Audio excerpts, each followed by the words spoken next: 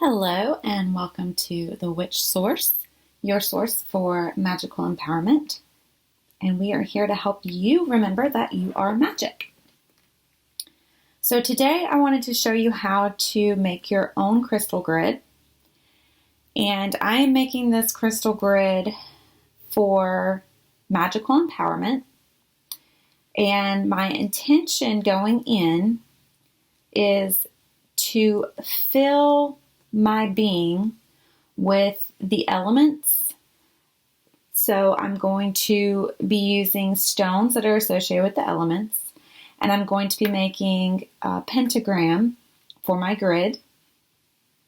And we're going to invoke and call in each element, including spirit. So we're going to have the 5 elements. And my request and purpose is, again, magical empowerment. So this will help me continue to expand my spiritual gifts, enhance my magical practices, enhance my spell work, and just bring that magic into every day, right? Because, whether you're a witch or not, living in a magical space is so fun.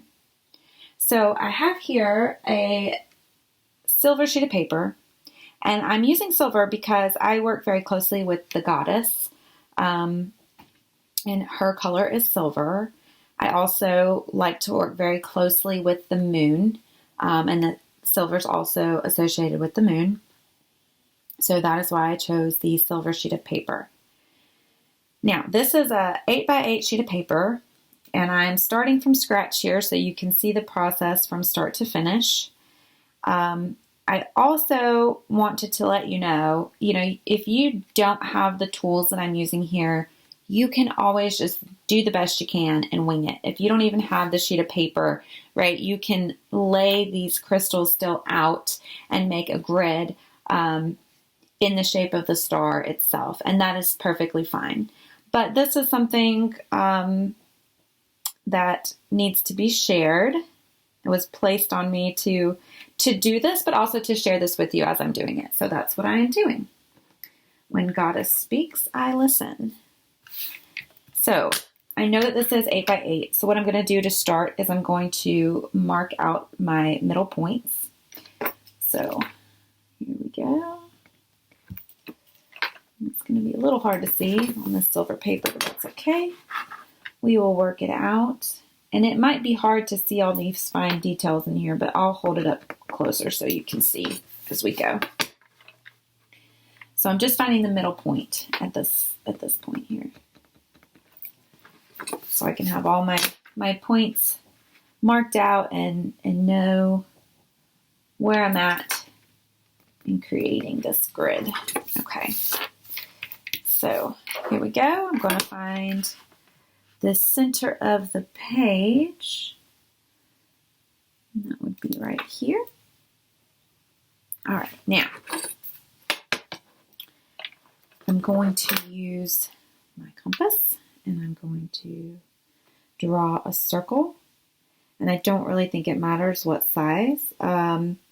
You could really go and dive deep into this and pull in, numerology, sacred geometry. You really could do all of that. But, for my intentions and purposes, you'd honestly go with your gut, follow your intuition, and just trust what you're getting. That's really the best thing that you can do, is just know that, your intention is, what really matters, and it's powerful. Your intention alone is the power point in all that you do. And honestly, you don't need any tools at all. But they do help us. They help us get our mind where it needs to be. It helps get our energy where it needs to be.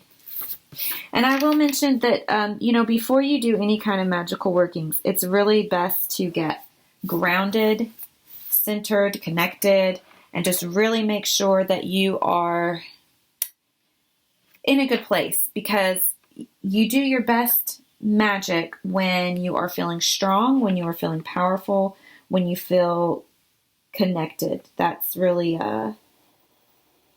that's where we're most powerful, you know? And your PowerPoint really is your default mode, right? So you want to be able to ground, connect, center, power up, call in the elements, call in your deities, call in source, you know, guides, angels, guardians, whatever you're working with. But you should practice that really before you do anything, any kind of magic. Practice that, because when that becomes so second nature to you, that's really, it's so quick, it's so easy to tap in, and then it doesn't really matter, you know, where you're at or what you're doing. You know, you can tap into your power at any point in time, and that is the most powerful thing. Okay, so I've got my circle drawn, and now I'm just finding my top point. So I'm lining up with my middle point here at the top and my center, and this is going to be my first main point here. So that's my first point. I know this might be a little hard to see, but hopefully it'll work out. Okay, so from here, I know that it is 72 degrees between each point. So it's just 360 divided by 5, because we have 5 points, right? So we're going to count out and find 72. So I'm starting in the middle here, my top points lined up. Again, if you don't have these tools and you can't do that, you know, it doesn't have to be exact. You can just eyeball it, go with it. Again, your intention is really what's most important here. So 30, 40, 50, 60, 70, and 2. So I'm going to be, my next point would be right here. And then I'm going to go 72 the other direction. 10, 20, 30, 40, 50, 60, 70. And 2. All right. Now, let's swing this around here. And I'm just going to line this up with that point. So I'm lining up my top here with this other point. I'm going to go 72 again. 10, 20, 30, 40, 50, 60, 70, and 2.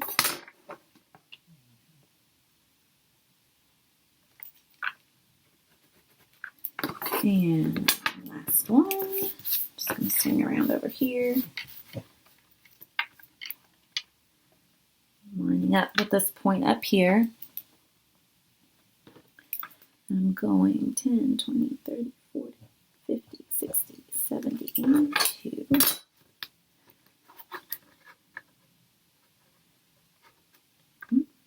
Moved a little bit. Here we go. Get me lined up here with my center, and 72, and there we go. Okay, so there's our 5 points, and now I'm just going to connect the dots here, or my points on my circle here.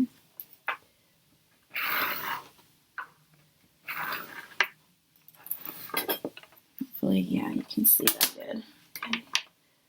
The angle I'm at with the glare here, it's kind of hard to tell if you're able to see this really well, but I think you can.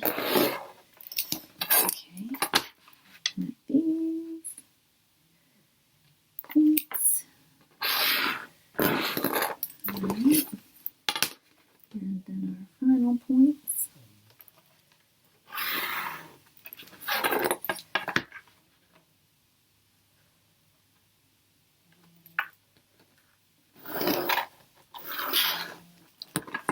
And there we are. Okay, so now I'm going to add the elemental points on here. So we have water, we have fire, we have earth, air, and spirit. Okay. Hopefully you guys can see that real clear. Okay, so Now we place the stones. And before you place the stones and before you start gridding, it's best to go ahead and have chosen your stones that you want to use for the intention that you're setting. Again, this one is for magical empowerment. So I have picked stones that represent each of the elements here. And I have cleansed them and charged them, and I have programmed and activated them to my purpose and intention here.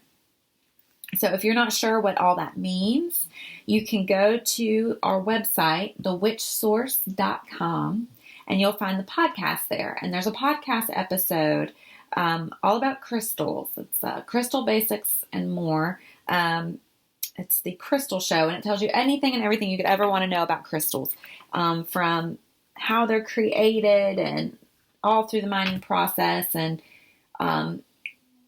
what creates the properties and the stones and how they work with you, how you work with them, how to cleanse and charge them, program them, how to use them in your rituals, your daily life, enhance your spell work, and so much more. So if you're interested in that, please go and check it out.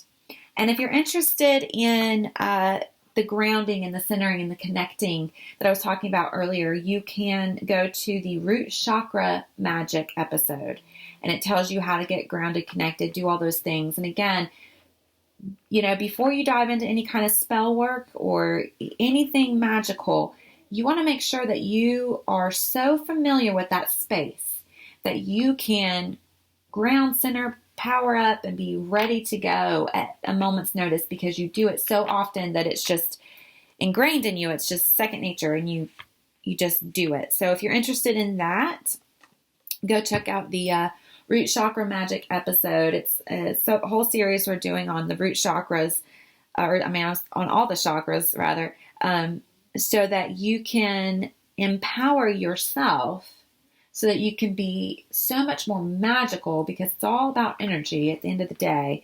And we want you to be your most powerful self. So getting your energy in alignment, working with your energy, and knowing how to work with other energies, whether it's elemental or spirits, guides, guardians, what have you, deities.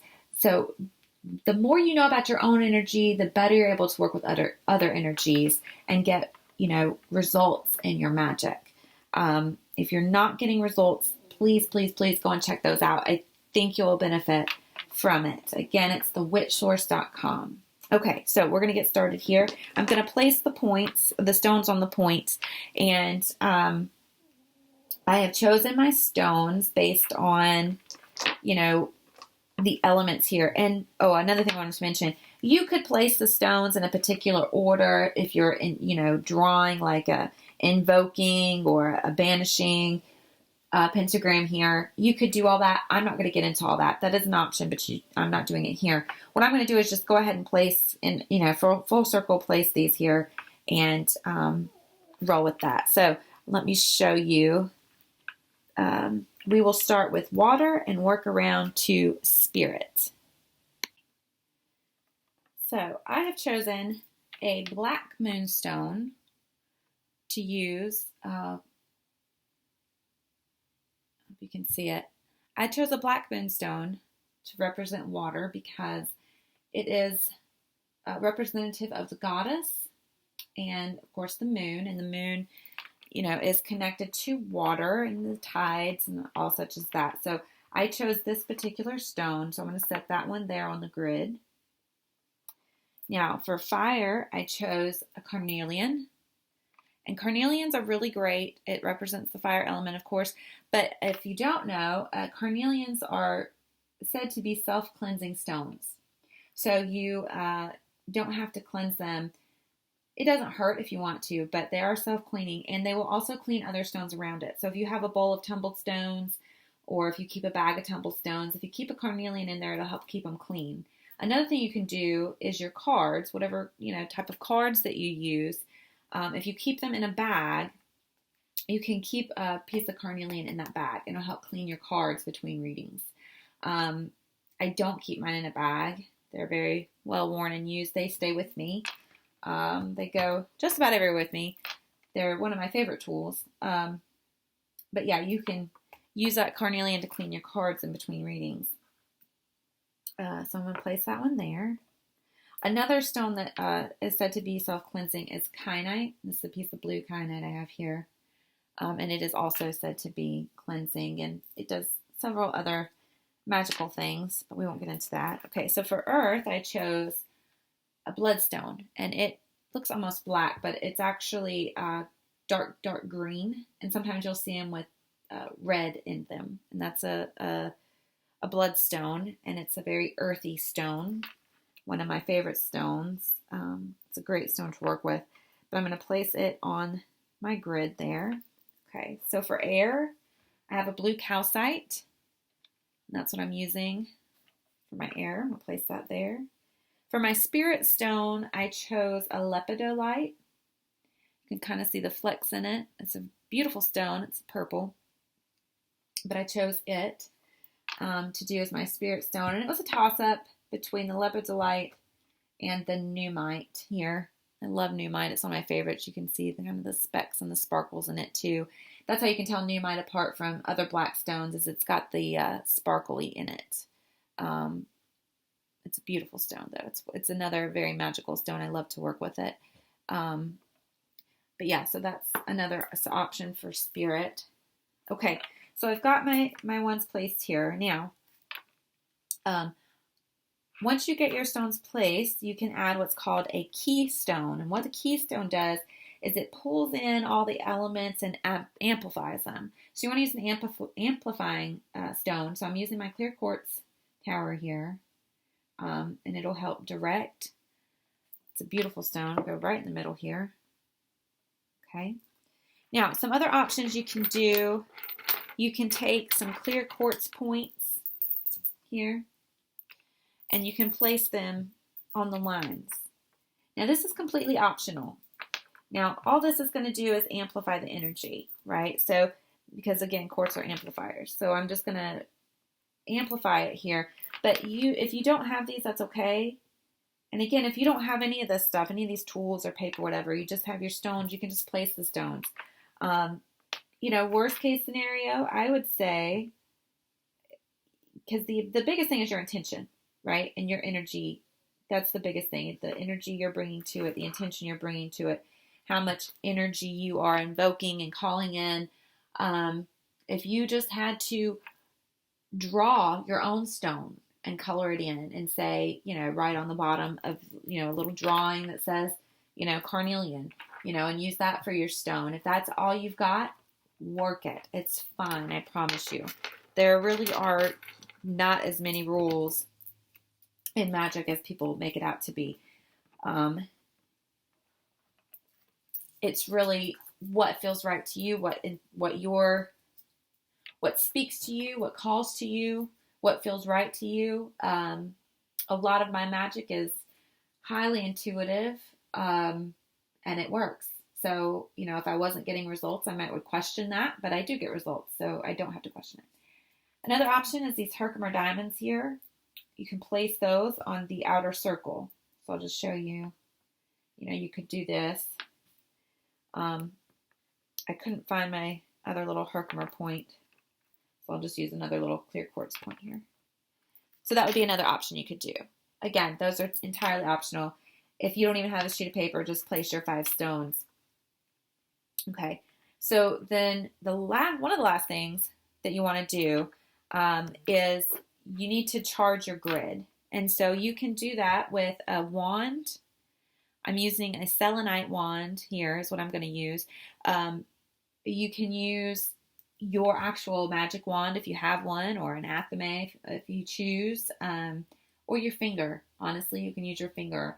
If you just put the intention into, this is my wand and this is what I'm going to use, go for it. Use your dominant hand and use your pointer finger on your dominant hand. So what I'm going to do now is I'm going to connect the points, and I'm going to go to each stone, and so I'm going to charge. So again, I've already asked my stones to do this and be a part of this grid, right? I've already programmed for this, so they're ready for it. So I'm just going to draw the lines to the different points, and I'm going to connect the dots, and then make sure you close the grid back up here, and then I'm just going to encircle it just to get the final here.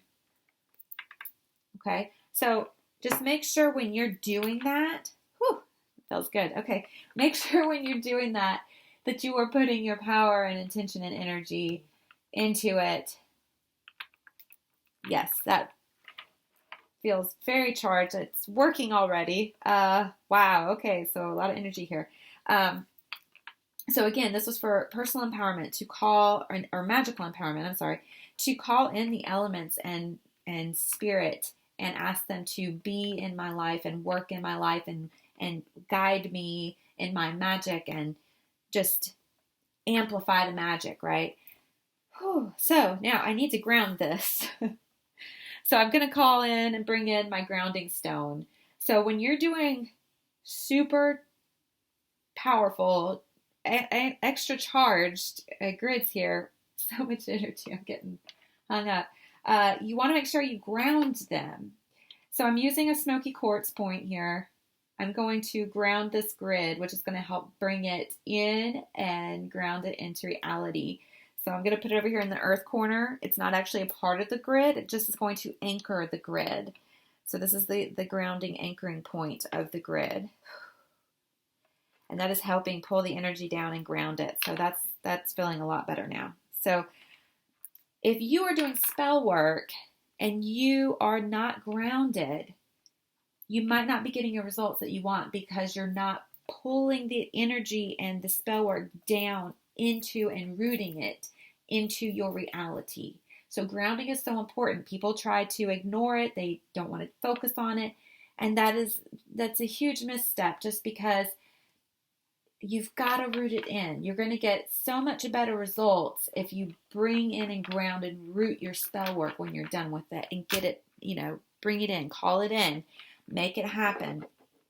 You will see more results. If you're not seeing results right now, or if they're not quite the results you want, try grounding, bringing in that grounding piece at the end of your spell work, and with the intention of you are grounding and rooting the spell work you just did into reality. See if that makes a difference for you. I would love to hear from you if that works for you. Again, you can find us at thewitchsource.com. You will find the podcast there, the episodes. You'll figure out how to find us on social media. I won't go into all those. I'll put them in the notes and the links and stuff below. I'll list out all these stones in the notes, so in case you don't know how to spell them or couldn't keep up with what was exactly what, I will write it all in the notes so you'll have it there. We would love to hear from you. If you have questions, comments, you can comment at the social media points or send us an email at thewitchsource@gmail.com. Also on the website, you can find out how to do readings with us, with me and my co-host and witchy cousin, Pamela. She's my co-host on the podcast. We both do readings, so you can get a reading with me, you can get a reading with her, or you can have a witch's tea party and get the best of both worlds where you decide what you want. We talk about whatever you want to talk about. We can do some energy work, we can do some healing, we can do some spell work, some magic, or we can just do readings. That's up to you. So that's an option on there too. So I hope that this has been good for you. I hope you enjoyed this grid. Let me know if you want to see more, and we'll start adding them up on the site there for you to access. I hope everyone has an extremely magical day.